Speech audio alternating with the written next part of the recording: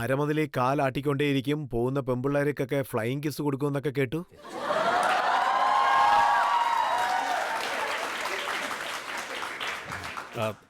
അതാണല്ലോ ഞാൻ എൻ്റെ പ്രൊഫഷനാക്കി മാറ്റിയത്.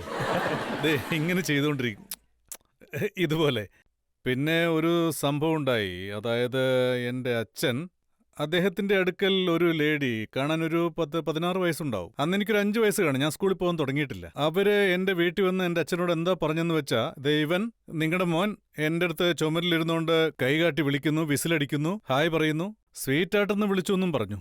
എന്റെ അച്ഛൻ ഉടനെ പറഞ്ഞു, ഇവനൊരിക്കലും അങ്ങനെ പറയില്ല, ഇവൻ 5 വയസ്സേ ആയിട്ടുള്ളൂ, അടുത്ത വീട്ടിലെ ചെക്കനായിരിക്കും സ്വീറ്റായിട്ടെന്ന് പറഞ്ഞെന്ന് പറഞ്ഞു. അടുത്ത വീട്ടിലൊരു പയ്യനുണ്ടായിരുന്നു, അവർക്ക് സ്റ്റേഷനറി കടയായിരുന്നു. അവന്റെ പേര് സുഭാഷ് എന്നാ. ഈ പഴി നേരെ അവന്റെ മേൽ ചാരി. പിന്നെ എന്റെ അച്ഛൻ ആ പെൺകുട്ടിയോട് ഇരിക്കാൻ പറഞ്ഞ് എന്റെ മോനെ ശരിക്കും നോക്കാൻ പറഞ്ഞു. എനിക്ക് 5 വയസ്സേ ഉള്ളൂ എന്ന് പറഞ്ഞപ്പോ, സോറി ഞങ്ങൾ തെറ്റുപറ്റിപ്പോയി എന്ന് പറഞ്ഞു. അപ്പൊ ഞാൻ അകത്തേക്ക് ഓടി വന്നിട്ട്, ഹായ് സ്വീറ്റാർട്ട്.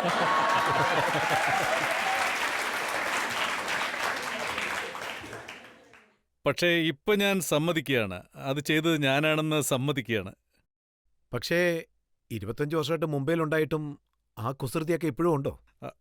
അതെ, പെണ്ണുങ്ങളെ കിസ് ചെയ്യുന്ന കാര്യത്തിൽ ഞാൻ ഇപ്പോഴും അങ്ങനെ തന്നെ. അതില് കുസൃതിക്ക് കുറവൊന്നുമില്ല. പിന്നെ ഇപ്പൊ എന്റെ മക്കളൊക്കെ വളർന്നല്ലോ.